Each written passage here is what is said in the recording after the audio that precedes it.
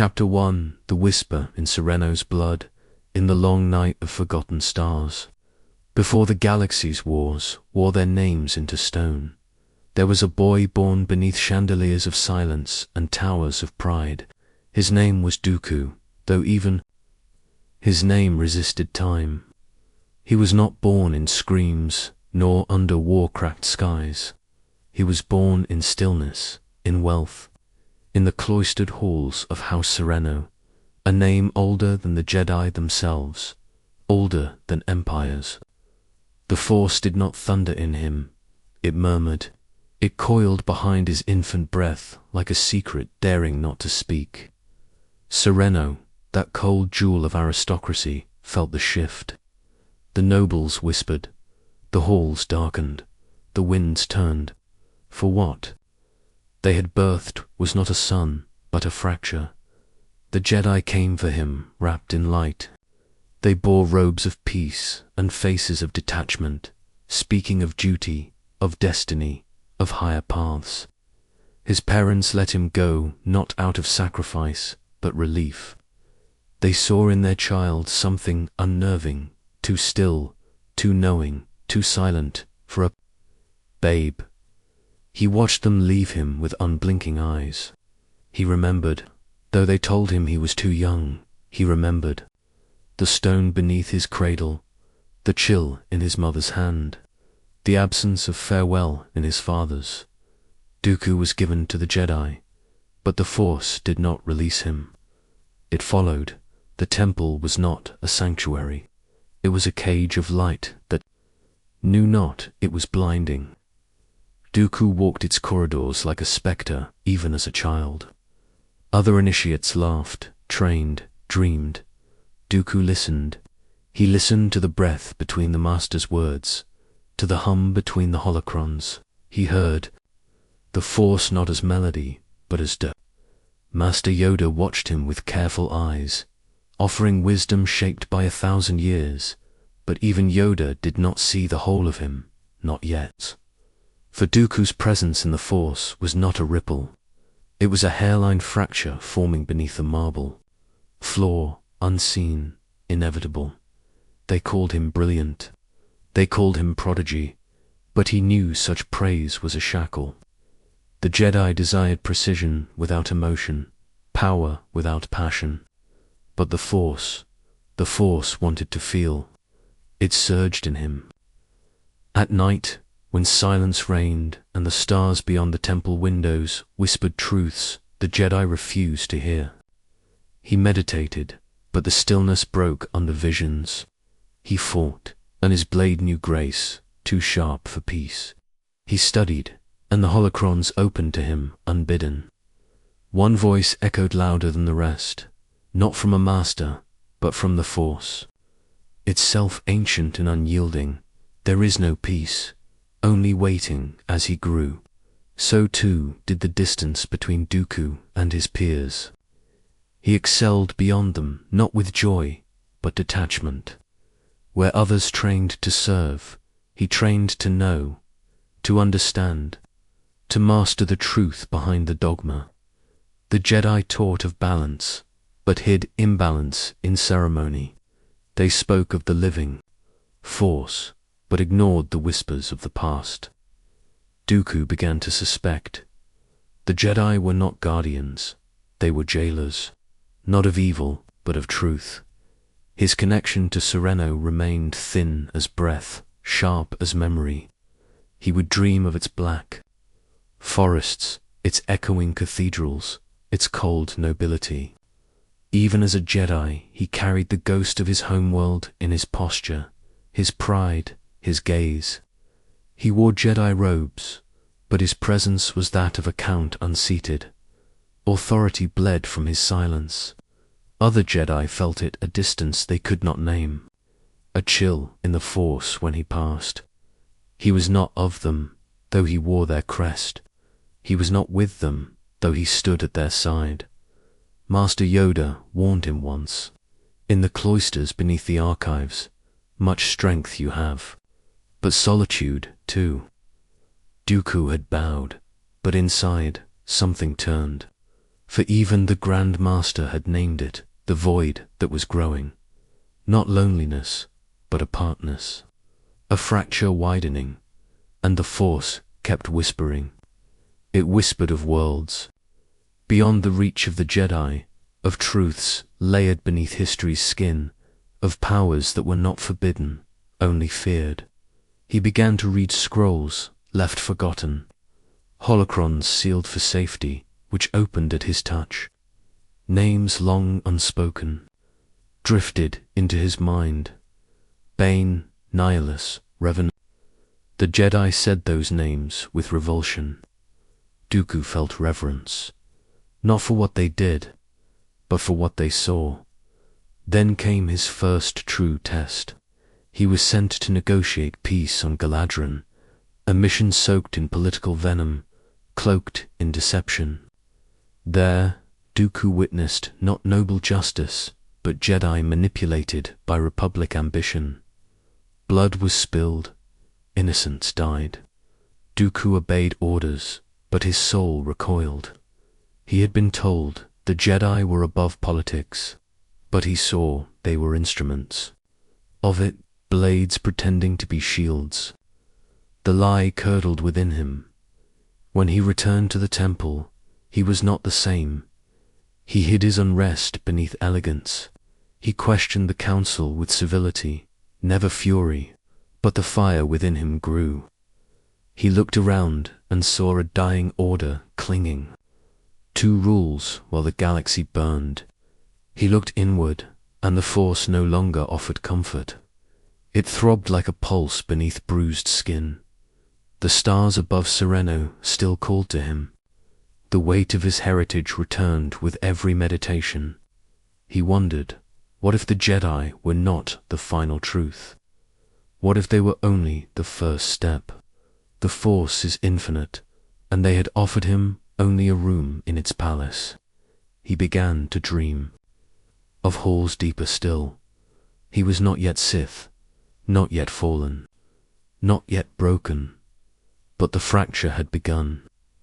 Sereno had given him blood, the Jedi had given him form, but the Force, ancient and eternal, was preparing to give him purpose, and somewhere in the dark side's spiral a shadow watched, waiting for the Count to become the storm.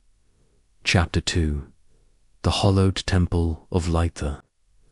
Jedi Temple stood high upon Coruscant's gleaming spine, a monument of calm cast in stone and silence. Its spires scraped the breath of the stars. Its halls echoed with the prayers of the past. And yet, to Dooku, they always felt empty, not in body, in soul. For beneath the polished marble, beneath the cascading sunlight filtered through sacred glass, there was a hollower quiet place where truth once lived but had long since departed. He was still young when he first felt it, a hush beneath every lesson, a tightness behind every decree. The temple taught serenity, yet demanded blindness. It called for detachment, but not clarity. It said, feel nothing or be consumed. But Dooku felt. He always felt, not wildly, but deeply, not in bursts, but in tides. The Force came to him not as balance, but as depthless sea. And the Jedi stood upon the shore, afraid to drown. They praised his mind, his control, his elegance with the blade. But behind their praise lay caution, and behind caution, fear. For even as a student, Dooku asked the questions others dared not shape into thought. Why must attachment be severed when compassion was sacred? Why must the Sith be named monsters when once they were Jedi? Why must truth be hidden behind code? The Masters smiled, offered riddles, deflected, but the Force did not. It answered, not in words, but in resonance. The ancient dark beneath the temple-sealed chambers, forbidden wings. Sealed holocrons, these called to him with voices as old as the stars. In time, he was chosen as Padawan, and not by one of the cautious many, but by Yoda, the ancient, the timeless. The creature so old, he seemed like part of the Force itself. Yoda saw the mind inside the boy, the hunger not for power, but for understanding. Under Yoda, Dooku learned discipline, precision, stillness, but not peace. The ache within him only deepened. For Yoda spoke of balance, but enforced dogma. He recited prophecy, but feared deviation. Dooku listened, learned, obeyed, and quietly doubted. They traveled together, master and apprentice. They resolved conflicts, read the stars, listened to the whispers of dying worlds, and Dooku saw the truth beneath each mission. The Jedi were diplomats with swords, priests in a republic that no longer believed in spirit. He watched as the Council rejected warnings, ignored visions, rationalized suffering for the sake of tradition. He asked questions. He received silence. Still, he grew in power, became a knight, then a master, took students of his own, taught them as he had been taught, but always with one eye turned inward. One of his students, Qui-Gon Jinn, questioned as he did. Dooku saw in Qui-Gon a flicker of fire, not enough to burn, but enough to remember. The temple raised them both, but the temple feared them both. Dooku began to see the Council not as guardians, but gatekeepers. The Jedi preached freedom of the mind yet punished the bold. They feared fear itself, but Dooku did not fear fear. He feared silence. The archives became his refuge. Scrolls and holograms older than the Republic itself. Texts half erased by time, half censored by Jedi hands. He read of the 100-year darkness, of Jedi who dared question balance, of the lost 20 masters who walked away. And as he read, he wondered, what if they were not lost? What if they were first? He did not speak of these thoughts aloud, not even to Yoda, especially not to Yoda, for in Yoda's gaze now lived a sorrow, and sorrow is the wound truth leaves behind when buried.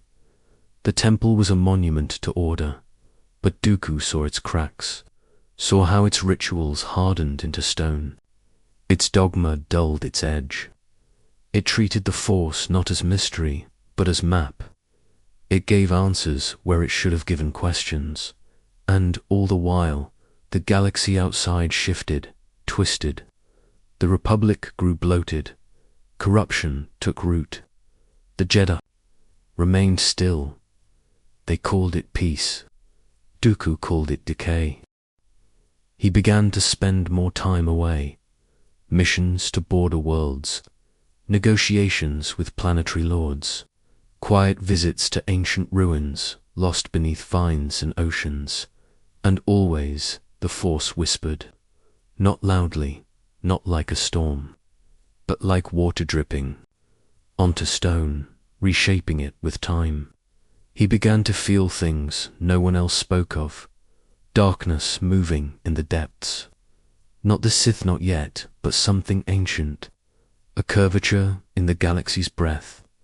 The prophecy was unraveling, and the Jedi could not feel it, but Dooku could.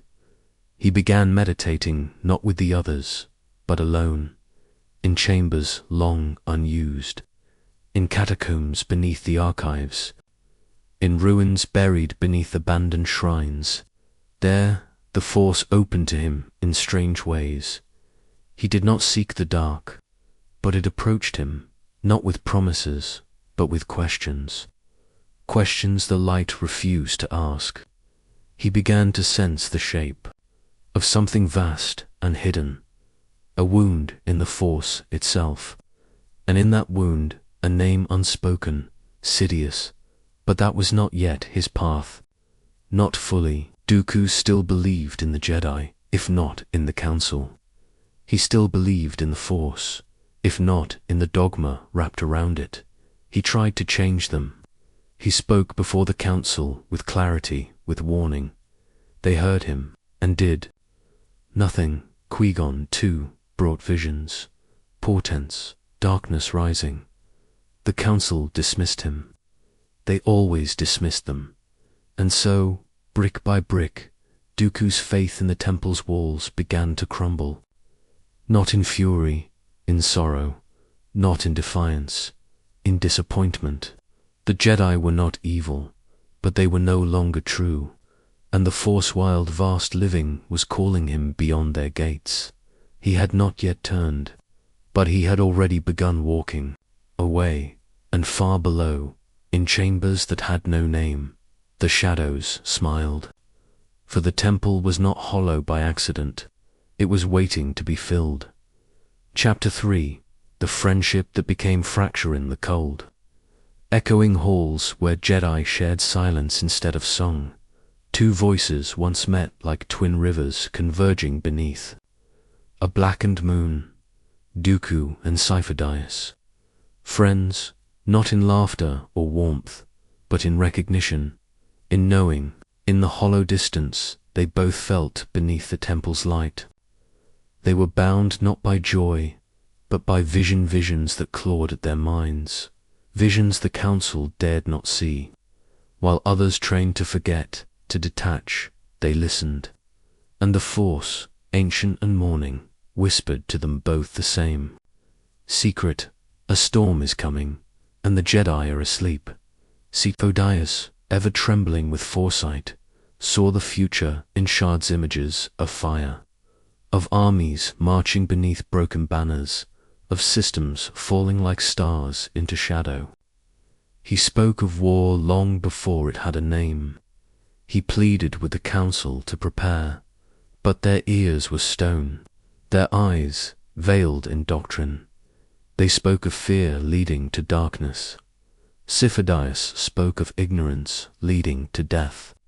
They dismissed him as unstable. Dooku, standing beside him, felt the same visions throb beneath his own skin. But he did not speak. He watched, and he remembered. Their bond deepened through what was unspoken. While others meditated in circles, they wandered into ruins. While others sought peace through emptiness, they sought understanding through conflict. They found records not meant to be opened, prophecies erased from archives. They questioned whether the Force had one will or many. They asked whether light and dark were truths or tools. And the more they questioned, the more isolated they became, not from each other, but from the order itself. Dooku felt it first, the drift, the knowledge that the council would never change, that wisdom had calcified into ritual, that Siffo's warnings were not rejected because they were false, but because they were inconvenient. The galaxy was already cracking. Corruption seeped through the veins of the Senate. Worlds cried out for justice, and the Jedi meditated. While the future died screaming, Dooku withdrew, not from Cypher-Dyas, but from hope. Still, Cypher believed he could save the galaxy from what was to come. He sought solutions, desperate, brilliant, dangerous. He began speaking to figures beyond the temple, politicians, scientists, secret keepers, and then he vanished. Not immediately, not dramatically, but like a candle in a storm, snuffed, without flame. The official records say Cypher-Dyas died on Felucia. A transport crash, unfortunate, tragic. But Dooku knew better, because the echoes of his friend's last days still clung to the Force like blood to cloth, whispers of a secret army, of cloning facilities, of arrangements made in shadows, and the faintest scent of another will, someone else watching, someone orchestrating. Dooku followed the trail into the dark. Not to rescue Cypher-Dyas, but to understand. He found fragments, a name here, a signature there, plans buried beneath layers. of deception, and at the end, not answers, but opportunity. For, in Cypher's desperation, a door had been opened. A door that led beyond the Jedi, beyond the Republic. A door into power veiled as preparation. And through that door stood a figure cloaked in patience, Darth Sidious. But that came later. In the moment, Dooku stood before the memory of a friend who had sacrificed himself to save a galaxy that would never thank him, who had been labeled mad for seeing too much, who had built an army to stop a war, not knowing it would ignite one. And Dooku felt the final bond break, not just between him and Sidious, but between himself and the order that let him die.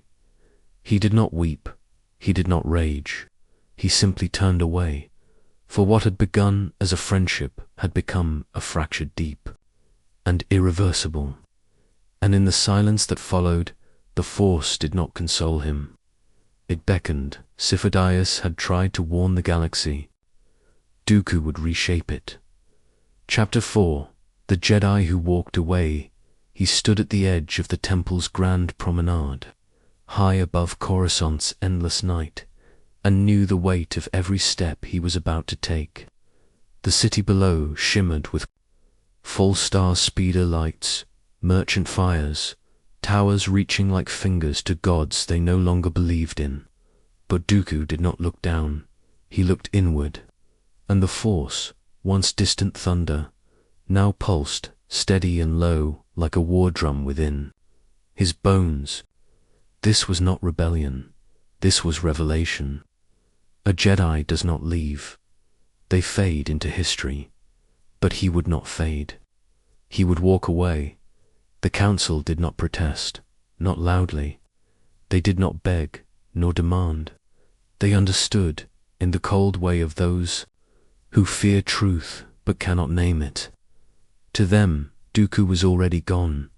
His mind had become too sharp, too independent. His voice questioned what they dared not question. And when he laid down his lightsaber, they accepted it with quiet relief. Not sorrow, not respect, relief. As though a burden had lifted, as though the rot had excised itself. They spoke of paths diverging, of gratitude, of legacy. But beneath their words, he felt it. The same stillness he had sensed all his life. The hollow at the center of the order. He returned to Sereno, not to rest, but to reclaim. The title of Count, once a shackle he had cast off in boyhood, now fit him like armor. The halls of his ancestors welcomed him not with love, but with memory. Cold statues, silent tapestries, thrones never truly abandoned. His family, long shadowed by his Jedi absence, opened their arms not with warmth, but calculation. But Dooku needed neither. What he sought now was power, not the brute strength of Sith legends, nor the monastic restraint of Jedi saints. True power, the kind rooted in knowledge, history, presence. From his ancestral seat, he watched the galaxy with new eyes, saw the Republic not as a flawed democracy, but a decaying organism feeding on itself. Senators gorged on bribes, planets choked in bureaucracy, systems cried for aid and were met with protocol. And the Jedi Guardians, in name only, floated above it all, blindfolded by tradition. He saw the coming storm not as tragedy, but as necessity. The old must fall for the new to rise. And if no one else would act, he would. He began gathering knowledge the Jedi forbade, treatises on the dark side, histories buried by the victors. He traveled to forgotten worlds, of Argia, Ossus, Hashus, and others whose names had been wiped from star charts. He listened to prophets whose tongues had been silenced, to ruins that hummed with Force remnants too wild for the temple to contain. He did not fall, he absorbed, and as he did, he changed, not visibly, not at first. But the way he moved became slower, more deliberate, his gaze longer, his silence heavier. Those who met him felt as though he listened not to their words, but to the spaces between them. And in his voice, once elegant, there began to bloom an edge not of cruelty, but of certainty. He took no apprentices. Not yet. He sought no armies. He needed none. He had become his own institution, a temple of one. And within that temple, he asked the one question the Jedi feared most. What if we are wrong? He kept a lightsaber, but he rarely used it. He found that words could cut deeper, that knowledge could be more dangerous than fire. He watched as systems began to turn toward him, seeking guidance, protection, clarity. He spoke to them not as a Jedi, nor as a tyrant, but as a truth-bearer. And the Force, ever shifting, began to coil around him differently. No longer in warning. In recognition, he was no longer one of many. He was singular, and in the far corners of the galaxy, in shadow-cloaked rooms beneath Republic towers, another presence watched him, not with concern, with interest. For Dooku, in walking away, had not escaped the war. He had become its harbinger. He had left the Jedi Order, but the Force had not left him. Chapter 5. The phantom that found him. The Force does not lose what it touches. Even when one walks away, it follows. It lingers in breath, in thought, in the space between each heartbeat. And so it was that Count Dooku, newly severed from the Jedi, newly crowned in the dusted corridors of Sereno, could not escape what was coming. He had unshackled himself from the Order's chains, but in doing so, he had become visible to something older, something patient. In the far edges of unseen rooms, in the dark corners of Republic rot, a phantom watched him, and when it spoke, it did not speak in words. It arrived, it came in the form of a whisper that knew his mind before his name, a presence veiled behind civility. It called itself Sidious, not Darth, not Lord, only Sidious, as if the mask was flesh and the truth a perfume that seeped through the cracks. Dooku did not recoil. He listened, for in the whisper of this phantom, he heard what the Jedi refused to utter. The galaxy is breaking. The Republic is hollow. The Jedi are not guardians, they are caretakers of rot. And beyond them, beyond their stagnation and peace, lies potential. Power, order, a new shape to the Force. Sidious offered no threats. He did not demand fealty. He posed no riddles. He simply told Dooku what he had already begun to suspect, that the Jedi had failed, that the Sith had never truly died, and that the future would belong not to the balanced, but to the bold. Sidious did not seduce. He aligned. Dooku did not kneel. He listened, he debated, he questioned, and Sidious allowed it all, as if knowing the conclusion had already written itself in the stars. The Force between them hummed like a storm waiting for shape. Not black, not light, something else, something truer. Dooku had always been drawn to the unseen, the forbidden, and Sidious was not a man. He was a wound wrapped in silk. Dooku peered into that wound and did not blink. He did not fall. He chose. He took a new name, not from Sidious, but from the Force itself. Tyrannus, a name that did not echo rage, but judgment. A blade, not of chaos, but of precision. He was no puppet, no apprentice in chains. He would reshape the galaxy, not serve in its shadows. Sidious promised him the role of architect, not tool, and Dooku believed him, for he saw in Sidious not a master, but a mirror one who had walked among the dead light of the Jedi and emerged with vision unbroken together. They began to write a new script in the bones of the galaxy. Quietly, carefully, Tyrannus would be the voice in systems that cried of Republic corruption. He would gather worlds disillusioned with Senate puppetry. He would give them purpose, unity, rebellion, against peace, but against decay disguised as peace, while Sidious moved within the heart of the Republic. Dooku would build its reflection. A confederacy cloaked as salvation. The clone army began as an echo, an idea stolen from the death of Cypher. Dooku completed the plan, not as betrayal, but as preparation. Soldiers bred in silence. A war constructed not to destroy, but to transform. He paid with blood, with names, with morality, and the Force, watching from its infinite distance, did not intervene. It pulsed in approval. The Jedi, even in their high tower, began to sense a disturbance. But it was vague, unformed. They did not see Dooku's hand behind the shifting tides. He had become something they could no longer perceive, a shadow with no source, a future dressed in elegance. To them, he was lost. To Sidious, he was becoming. He was not yet emperor, not yet tyrant, not yet killer.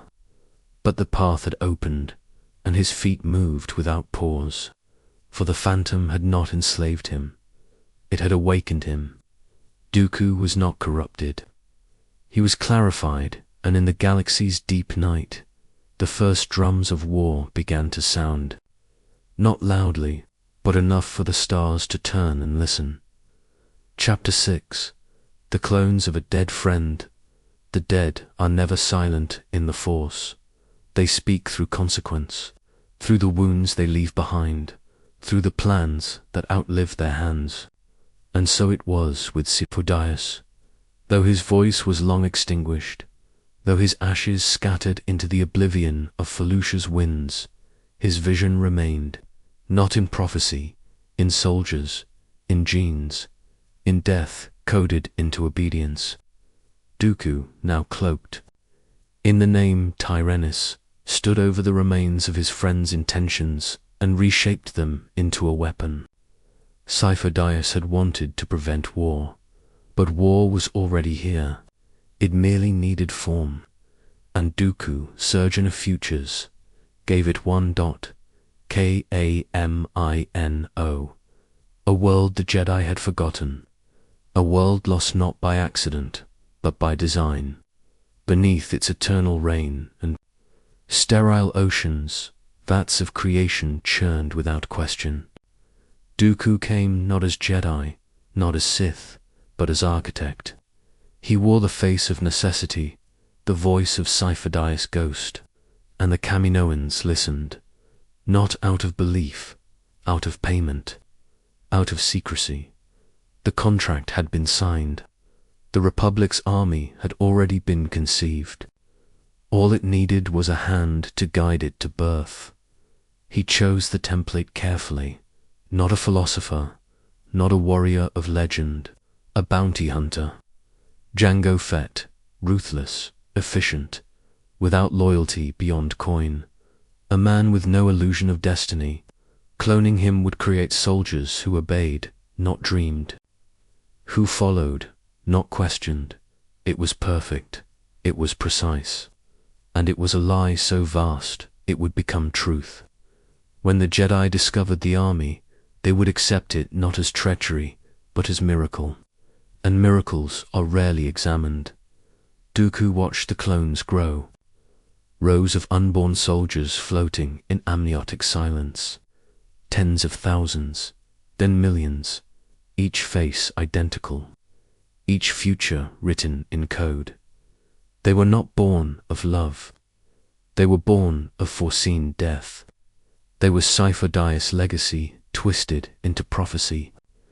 Dooku told himself it was necessary, that the war had to come, that from ruin the galaxy would be reborn. But in the deepest chambers of Kamino, in the glow of fetal shadows, something within him tightened. Not regret, not pity, only awareness. That he was no longer shaping destiny. He was feeding it to ensure control. A final stroke was made. A chip, a fragment of programming, buried deep within each clone's mind. A command, a trigger. Order 66. Not spoken of aloud, not written, only whispered between tyrants.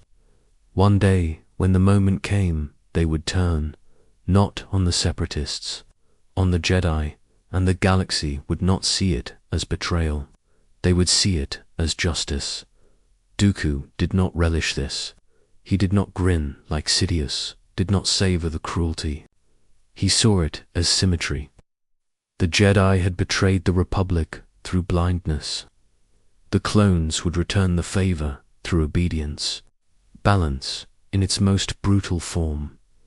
But as the clones marched within sterile white barracks, as they learned to fight, to shoot, to salute, Dooku began to feel the weight of what had been forged. It was not an army. It was a graveyard waiting to be filled. Each soldier a name never known. Each helmet a mask to hide the death of identity. This was the cost of order, of vision, of future. And the Force, ancient and indifferent, pulsed through it all like a heart too old to feel. Cypher had dreamt of prevention. Dooku had delivered inevitability. And beneath it all, Sidious watched, with patience carved from black stars. The army was ready. The war had only to begin. Chapter 7. The Mask of the Separatist Savior. There are faces worn not to conceal, but to persuade. Masks not made of metal, but of myth, carefully shaped for the eyes of the desperate. So Dooku became a savior, not through deception, but through presentation. To the outer systems, to the worlds neglected by the Republic's rusted hands, he was not a Sith. He was not a traitor. He was hope in human form. Count Dooku, once Jedi, now voice of the forgotten. He moved across the stars, not as tyrant, but as philosopher, his words wrapped in dignity, his tone woven with truth. He spoke of a republic strangled by its own bureaucracy, of a Senate bought and sold by mega corporations, of Jedi who had become generals, detached from the Force, from the people, from purpose. And the galaxy listened, for Dooku did not rage. He reasoned. He did not scream revolution.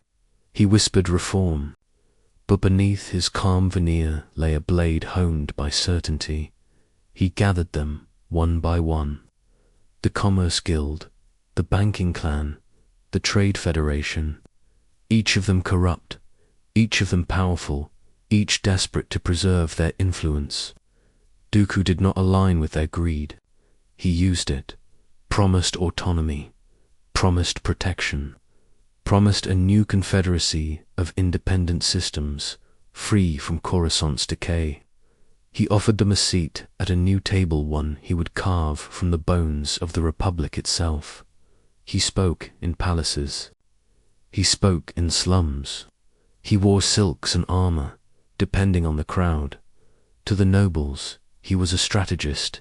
To the starving, he was a redeemer. And in every word he spoke, the truth was entangled with the lie, until even he no longer knew which was which. Was he building peace, or laying the stones of an empire's grave? Behind him, shadows gathered. Sidious whispered of timing, of strategy, of war as transformation. Dooku listened, but not always with obedience, for he still saw himself as separate, not servant, but partner. A Sith not bound by chains, but bound by vision. He did not yet understand that Sidious made no partnerships, only puppets to the Jedi. Dooku became a paradox, a former brother turned architect of dissent. Some believed him misguided, others believed him mad. Few understood the depth of the game he played. Fewer still sensed the dark current swirling beneath his rhetoric. Obi-Wan Kenobi, his former student, saw glimpses, but the council, proud and dulled by prophecy, refused to see the storm's shape. And so the war was given its justification, not as conquest, as liberation. The Republic, bloated and crumbling, would fight to preserve itself. The separatists, duplicitous and manipulated, would fight to escape. But neither side saw the hand that had written the script. Only Dooku, and even he was beginning to lose sight of whose play this truly was. The war had not yet begun, but the armies had gathered, the pawns had moved, the lines had been drawn in ash and blood, and Dooku, masked in nobility, stood at the center of it all, not as villain, not as martyr, but as something far more dangerous, a believer. And in the void between stars, Sidious smiled, for the galaxy was beginning to scream, and neither side knew who had taught them the words. Chapter 8. The Duel That Burned the Future. There are moments in the galaxy where the blade is not drawn to end a life, but to shape one. Not a duel of victory, but of revelation.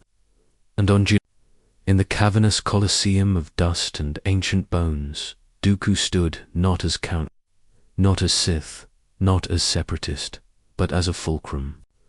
The war had begun. The script written in blood now unfolded beneath red skies. And in the pit of the arena, the Jedi came, not as peacekeepers, but as warriors. He faced them first as memory. Obi-Wan Kenobi, the echo of his once Padawan Qui-Gon, eyes narrowed, blade steady. Beside him, Anakin Skywalker, a tempest barely contained, already touched by destiny's ruin. They attacked together, two sides of the same blindness. Dooku did not rage, he did not gloat. He defended with elegance, his curved blade dancing like a serpent's fang. He offered warnings, he offered mercy, he even spoke truth of the Sith, of Sidious, of the Republic's rotting heart. But truth, when spoken by the marked, is always dismissed. Anakin fell first young, furious, foolish, rushed into fate and severed by it, his arm taken, not in malice, but as lesson. Obi-Wan followed, disciplined but weary. Dooku moved as shadow, faster than age would suggest, guided not by anger but precision. He left them alive. That was not mercy, that was intent. For Dooku knew the story was not theirs to end, not yet. And then came the echo of centuries. Master Yoda, his teacher, his shame, the one who had planted the roots of obedience deep into his soul and then watched the tree die. They stood in silence, master and pupil, pupil and master, and for the first time in a generation, the Force trembled between them, not with reverence, but with judgment. They fought not like warriors, but like forces of nature. Light against twilight, tradition against evolution. Yoda, small but infinite. Dooku, tall but cold. Each strike a memory, each parry a betrayal. The air split with energy. Stones cracked under the weight of their will. The battle ended not in triumph, but in interruption. Dooku, ever the strategist, drew down the ceiling's fire to distract, to escape. He left not because he was beaten, but because the future had to proceed. He returned to Sidious, bruised, but unbroken. The clone army had arrived. The Jedi had tasted blood. The Republic now marched to the music of war, and in his hands Dooku held not victory but escalation. He did not revel, he withdrew, for he had seen in Anakin's eyes something more terrifying than rage. He had seen potential. The war had truly begun now, not in words, in wounds. And though the galaxy screamed in terror and triumph, only Dooku understood. the duel had not been a battle, it had been a prophecy, and the fire they lit on Geonosis would one day burn the stars themselves.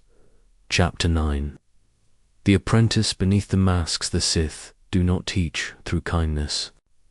They teach through pain, through betrayal, through revelation.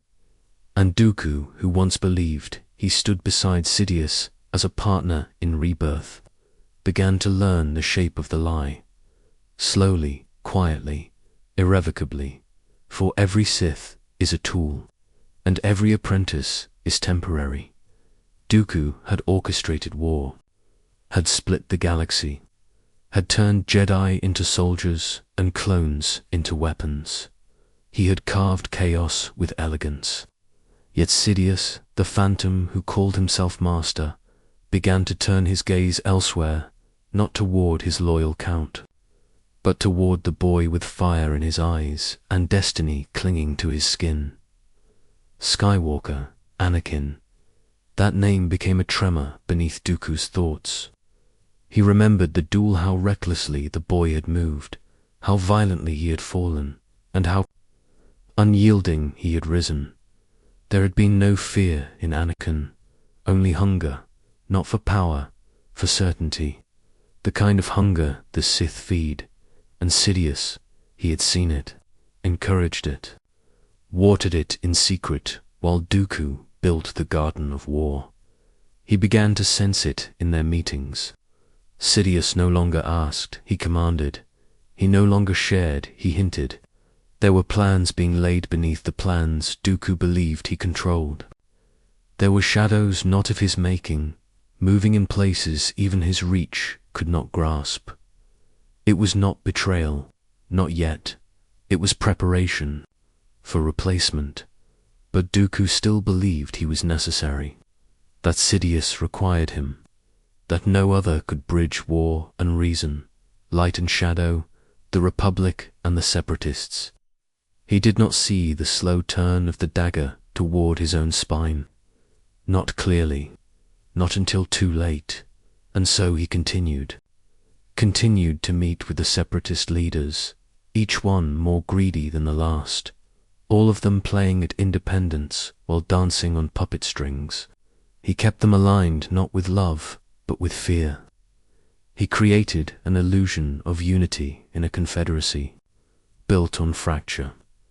And he told himself it was for the greater good, that Sidious's plan would end with rebirth, that the Jedi would fall, yes, but the galaxy would rise. But somewhere within him, doubt began to whisper, not of his role, but of Sidious's truth. Was this war truly to bring peace, or was it only to bring fire? He began watching Anakin from afar, from within reports, transmissions, holograms. The boy was growing, not in control, in power, untempered by wisdom, and the council, blind and weary, kept him close, but never close enough.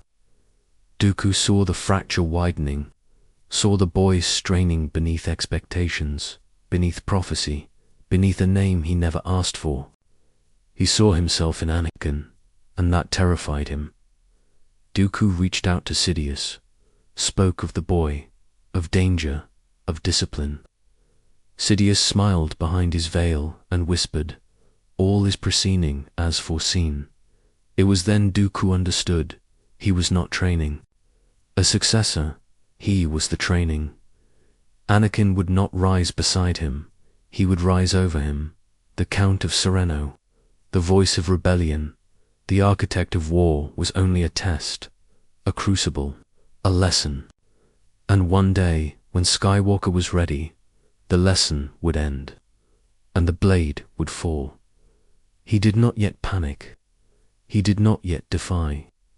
But in the deepest chambers of his fortress, in rooms where the holocrons flickered with forgotten voices, Dooku began to prepare, not to stop Sidious, to survive him, and far above, in the heart of Coruscant, behind robes and smiles and a mask of benevolence, The Sith Lord continued to whisper into the ears of a young Jedi, and the apprentice beneath the mask began to awaken. Chapter 10. The Betrayal that smiled. Betrayal, when done with cruelty, wounds the body, but betrayal done with calm, with ceremony, with a smile, it wounds the soul. Dooku, the once Count, the once Jedi, the once voice of purpose amid storm, stood now at the summit of war. The galaxy screamed in two tongues, Republic and Confederacy, but the language was the same: death. He had played his part to perfection. Systems had seceded, armies had clashed. The Jedi were dying slowly in battlefields of their own making. The Republic was crumbling, star by star, and still the people cheered. Cheered the war, cheered the Chancellor, cheered peace bought in blood. And Dooku smiled, not out of joy, but out of calculation. The end was near. The final movement in Sidious's great opera. Soon the Jedi would fall. The war would close. And in the vacuum, a new order would rise, an empire of control, yes, but also of clarity. Dooku believed he would stand at Sidious's side as this new order took form. He believed he had earned it. But the dark side does not honor loyalty, it consumes it. The plan, unknown even to most Sith who came before, was cruel in its elegance. Dooku would be the final sacrifice, the spark to ignite the transformation, not a martyr, not a hero, a tool discarded in silence. And Dooku, brilliant though he was, saw only the surface of the trap. He was summoned to Coruscant, captured, publicly, a prisoner, a separatist leader caught in transit. But in truth, he was where Sidious wanted him, in the grip of Skywalker, in the presence of destiny. He was brought before the young Jedi, shackled in posture, not in power. Palpatine no longer only Chancellor, but the mask worn by Sidious frowed from his false throne. The room was quiet, a starship throne room shattered by battle.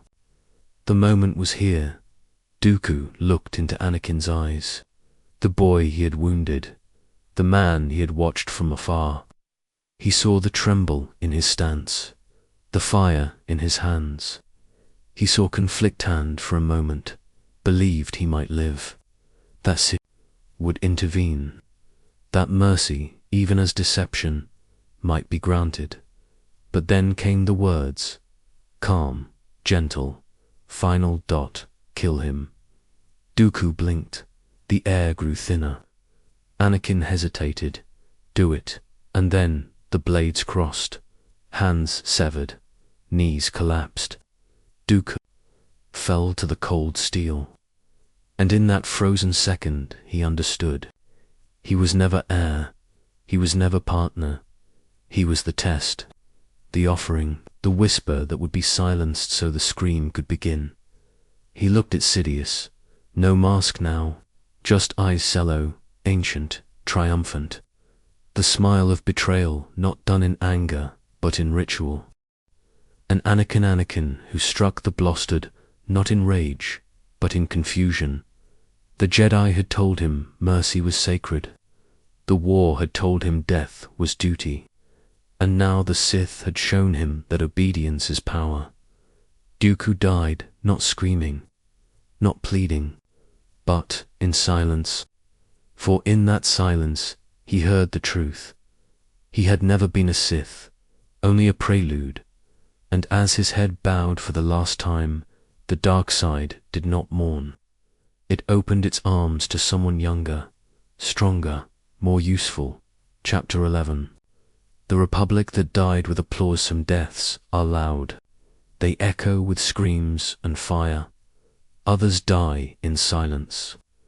But the death of the Republic, it died with cheers. It died in sunlight. It died beneath banners proclaiming unity, protection, victory. It died not as a failure, but as a miracle. And No one mourned, for no one saw it die. They were too busy celebrating. Dooku's body was still cooling when Sidious moved. With the architect removed, the final design unfolded. The Jedi, now generals, had been stretched thin, their sabers dulled not by rust, but by war, their minds clouded not by the dark side, but by exhaustion.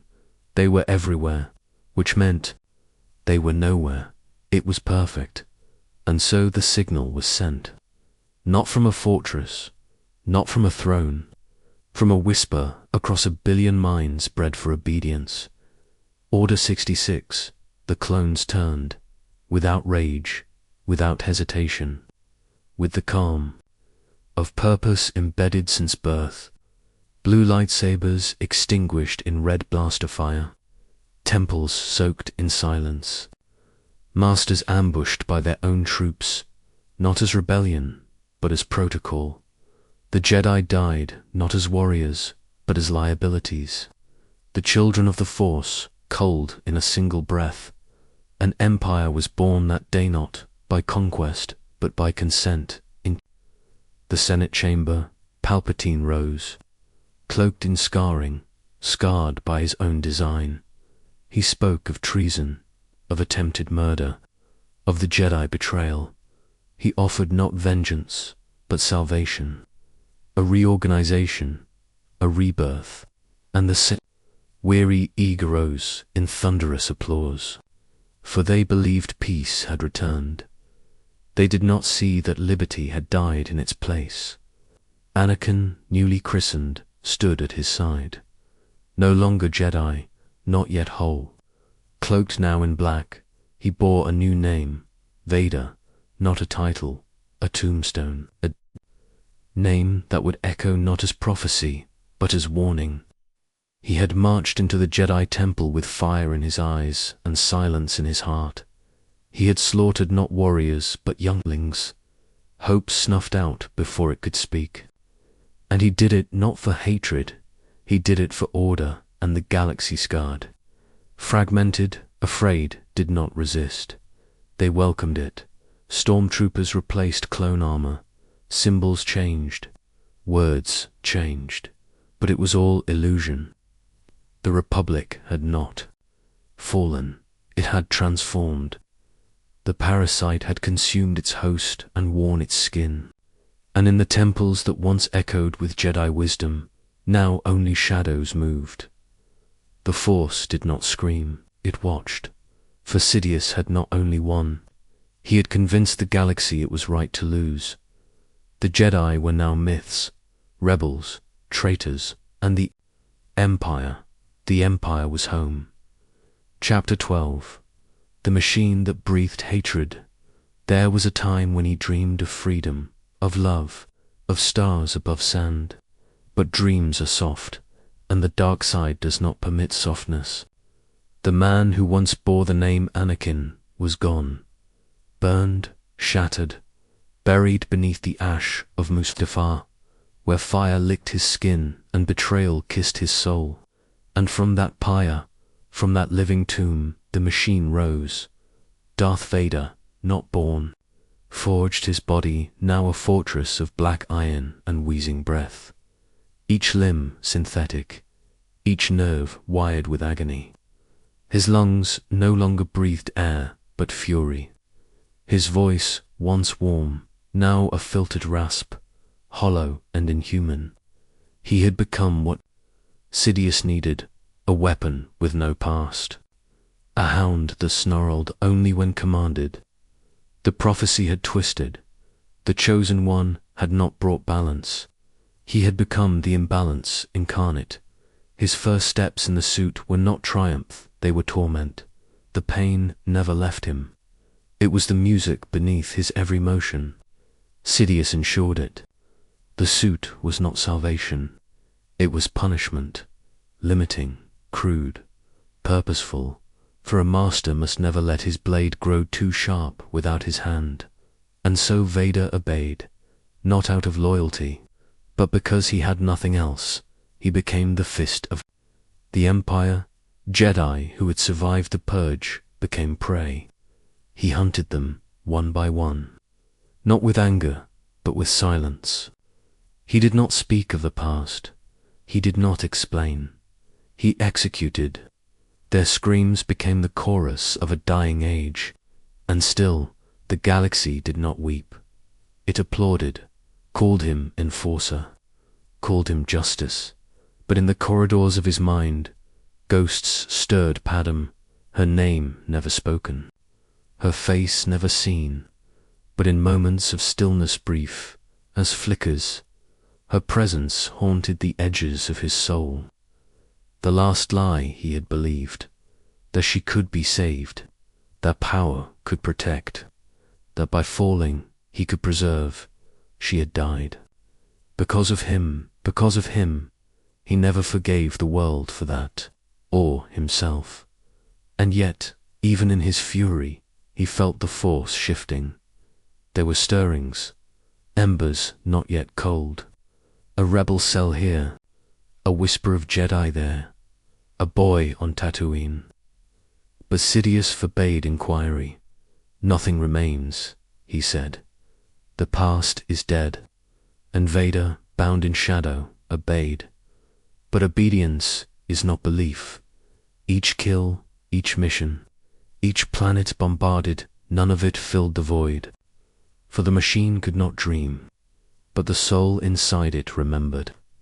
And in his isolation, in the silence of his castle on Mustafar, he would sometimes reach out, not to his master, not to the dark side, to the emptiness, and the force would not answer, for he had become the silence itself. Chapter 13. The child who would not bow the galaxy had grown used to silence, to fear, to metal boots echoing through villages, to breath that hissed like death. But in the forgotten corners, in the shadows too small for Palpatine's gaze, something moved. Not rebellion, not yet. Something smaller, hope. It wore the face of a farm boy, a name untainted by legacy. Luke. He did not know his father, did not know war. He knew only sand, stars, silence. But within him, the force stirred not as storm, but as seed. It had skipped over his childhood like a sleeping god, waiting, watching, until the day destiny called, not with drums, but with a droid. Obi-Wan, the ghost of the old Jedi Order, emerged from exile with a name and a purpose, Skywalker. And the truth, long buried in lies and dust, began to rise again. Vader did not yet know the boy, but he felt it. A tremor in the Force, a presence unfamiliar yet intimate. It haunted his hunts, echoed in hyperspace. It was not power, it was familiarity. The Force whispered of blood, of mirrors, of fate, but Palpatine said nothing, only watched. The Death Star was built to extinguish hope, a moon-sized executioner, orbiting over systems like a god with no mercy. But the boy destroyed it, with faith, not fury, with a shot guided not by targeting computer, but by trust in the unseen. Vader, pursuing him in that final moment, had felt it, the same touch he once knew, the same warmth he had long buried. It was his son. The realization struck not as lightning, but as silence, deep, endless, the kind of silence that reshapes everything. He had not lost Padma, not entirely. Her eyes lived on. Her defiance lived on. In the child who refused to bow, Vader did not tell the Emperor. Not yet. For the first time in decades, he withheld. The boy became obsession, not as enemy, as possibility. Not to kill, to reclaim. The dark side had taken everything from him, his body, his love, his purpose. But here was something the dark had not taken, something pure, something unbroken. If he could turn the boy, they could destroy the Emperor together, not as slaves, as rulers. As family, Palpatine, however, saw further. He saw the threat, the risk. He saw what Vader could not, that the light still flickered inside the machine, and so began a new pursuit, not of domination, but of redemption, twisted, drenched in shadow. For Vader did not yet seek to be saved. He sought to own his salvation. Chapter 14. The hand reaches through the flames. The dark side teaches that bonds are weakness, that love is illusion, that mercy leads only to ruin. And yet the boy stood in defiance of all these truths, not with power, not with hatred, but with belief. And belief, to a Sith, is more terrifying than any blade. Luke Skywalker chased not vengeance, he sought understanding. Across burning sands, icy wastes, and forests ancient and alive, he followed not the war but the truth. And that truth, buried beneath fire and machinery, wore a black mask and a broken heart. Vader reached for him first in battle. Their lightsabers clashed in metal corridors on Bespin, but the fight was not for dominance. It was a ritual, a revelation. Vader could have killed him, did not. Instead, he severed more than flesh. He severed certainty. I am your father, for words, not screamed, whispered, like prophecy, like poison. The boy fell not into the abyss below the city, but into a deeper truth, that the monster was his, that the evil was blood, that his path was not clean. That legacy is not chosen, it is inherited. But even in despair, Luke did not break. He refused the hand, chose the void over the throne. And that single act rippled through the Force like a scream across eternity. Vader watched and felt something shifted, not pain, not anger, something forgotten. Doubt, Palpatine, was displeased. The boy lived, the boy resisted, the boy believed, so the trap was laid again. Another Death Star, another seduction. But this time, it was no longer only Luke being tested, it was Vader. Luke came willingly, not to kill, not to conquer, to speak, to reach. He believed his father was not lost, that within the iron shell, within the voice of shadow, something still breathed, something good. He did not swing in hatred, he pleaded in love, and Vader, bound in decades of silence and sin, did not know how to answer. He had knelt before the Emperor for years, uncounted, had obeyed, had killed, had forgotten who he was. But now a hand reached toward him, not to destroy, to save, not in power. In mercy, the Sith had taught him to fear mercy, but now mercy looked like a sun, and it was stronger than any saber. Chapter 15. The throne room of judgment, there is a place where destinies collide, not with fire alone, but with silence thick as gravity, above the forest moon of Endor, aboard the skeletal crown of a half-born Death Star. The throne room stood not as a chamber of power, but as a crucible, a place not of rule but of reckoning. The Emperor waited there, cloaked in night, crowned in rot. His throne turned toward the stars, as if mocking the light. Beside him, Vader, still, watching.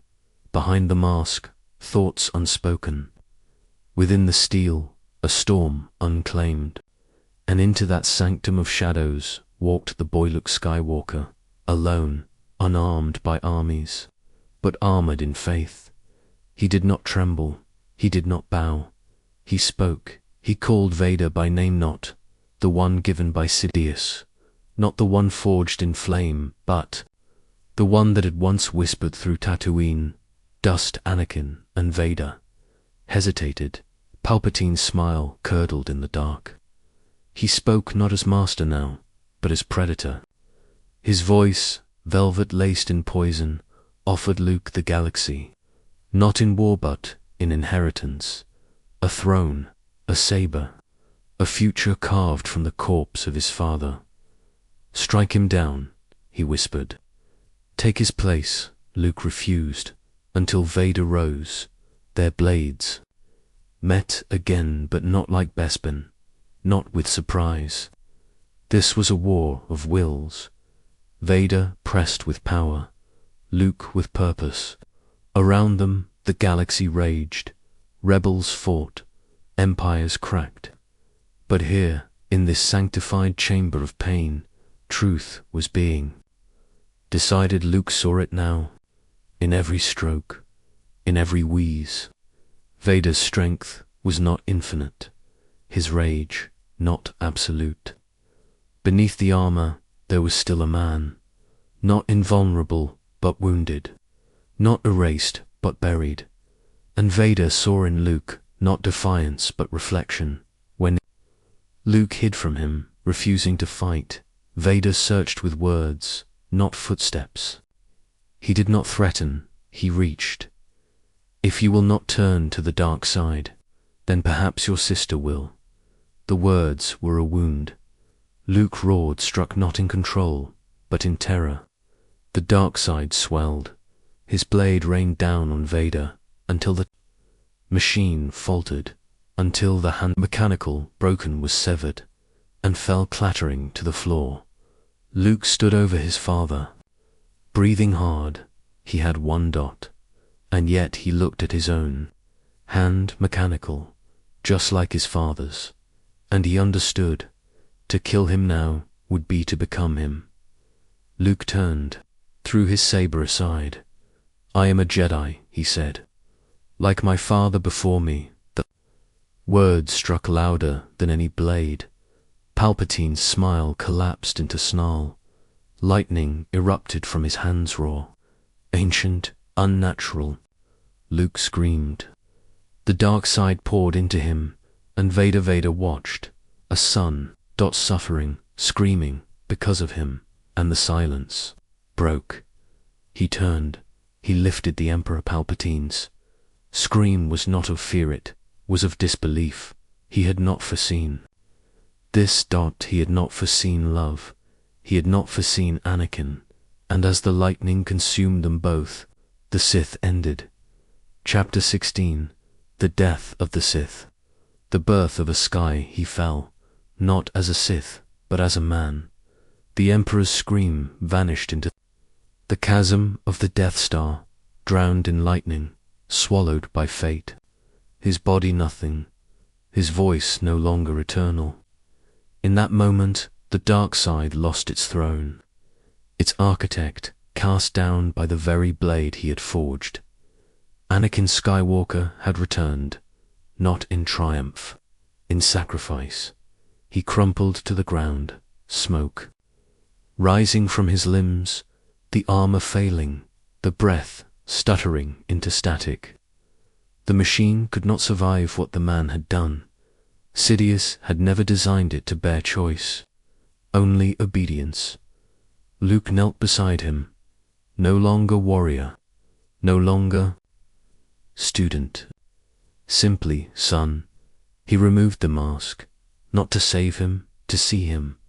And beneath that mask, there was no monster, no god, only a scarred man with tired eyes. The anger gone, the fire reduced to embers. The darkness, finally, lifted for the first time. Anakin looked at his son with clarity. "You were right," he whispered. "Tell your sister, you were right." And then silence, not cruel, not cold, peaceful, not the peace of victory, the peace of completion, the prophecy, spoken in temples now turned to ruin, had always been twisted by interpretation. The chosen one will bring balance to the Force. Many thought it meant light, triumphant.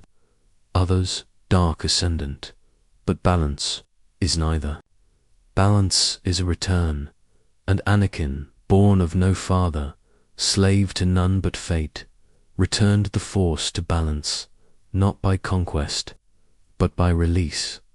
The last Sith fell, and with him, the shadow that had swallowed a galaxy began to unravel. Luke carried him to the hangar, flames rising behind him, the Death Star crumbling around them, not in chaos, but in closure. He laid his father's body on the pyre, not to destroy it, to honor it. The mask burned, the armor, the machine.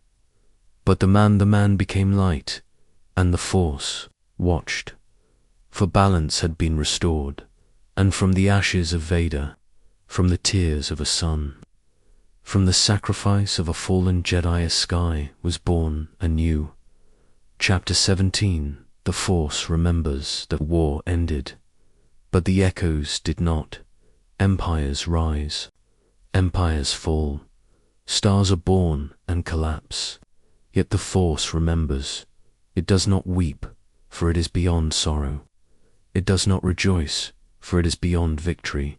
It remembers, and in its memory, the tragedy of Anakin Skywalker is carved like a scar. Across time, he was never meant to be legend. He was meant to be balance, but balance is not. Peace, it is tension. It is the point between light and dark, between chaos and order, between love and fear. Anakin was made to stand in that space. But the galaxy asked too much. The Jedi demanded too much. The Sith promised too much, and he, born of prophecy, raised in chains, driven by love, broken by loss, was pulled apart by forces older than names, yet even in ruin, he was not lost. The Force remembers the boy who dreamed beneath twin suns, the boy who flew Padrasas with fire in his blood and stars in his heart. It remembers the young Jedi, bold and reckless, who believed he could save everyone. It remembers the knight who fell not because he was weak, but because he loved too much. The Force remembers Vader too, the blade, the shadow, the hand that crushed worlds, but that memory is fading. Not erased, redeemed. Luke carried that memory forward, not as burden, but as warning.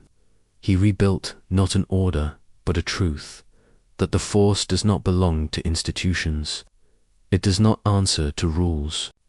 It is life, it is choice, and it is the will to stand in the dark and still reach for light. The galaxy began to heal, not in great declarations, but in small mercies, in voices raised not in command, but in song, in sabers buried, in temples restored, in names whispered, not in fear but in reverence, and through it all the Force listened, not because it controls, because it remembers. It remembers the fall, it remembers the flame, and it remembers the hand that reached back through fire to save a son, and through that son, save itself. Anakin Skywalker is gone, and yet he is not, for the Force remembers him, and so shall we. Chapter 18. The echo that walks through stars, he is gone, yet he walks, not in flesh, not in metal, but in presence, in the quiet places between stars, in the warmth that follows fear, in the wind that stirs when a saber is ignited in hope, not hate. Anakin Skywalker, Vader, is no more, but the echo of who he became, who he was, and who he might have been moved still. The Jedi see him now in the Force not as a spectre of power, but as a lesson, not carved in stone, but breathed into instinct, a reminder that the dark is not a place one falls into, it as a path one walks, choice by choice, step by step. And so too, The light, he appears not to all, only to those who stand at the edge, who waver, who bleed, who are asked to choose. When the sky breaks and the soul trembles. To Luke he came once, no longer as the towering figure of armor and breath, but as a man robed in peace, eyes kind and tired. A father at last unchained. They did not speak. They did not need to. The Force spoke through them, around them, as them. Atonement does not undo the past, but it changes the future, now. In every generation, those who touch the Force feel the shape of him, the sharp edges of his fall, the soft warmth of his rise, the scream that ended worlds, and the silence that saved one. He is no longer legend. He is no longer warning. He is balance, living not in temples or tomes, but in the decision of every Jedi who faces fear and chooses hope. The Sith are gone, the Jedi reborn, and Anakin, the Echo, walks not behind either. He walks between, watching, listening, not guiding, only being, and so the Force, eternal and unknowable, breathes onward. It remembers the child born of no father. It remembers the man forged in chains. It remembers the fall, and it remembers the rise. Anakin Skywalker, the chosen one, is gone, but across the stars, in every whispered decision, in every moment of doubt and light, he walks.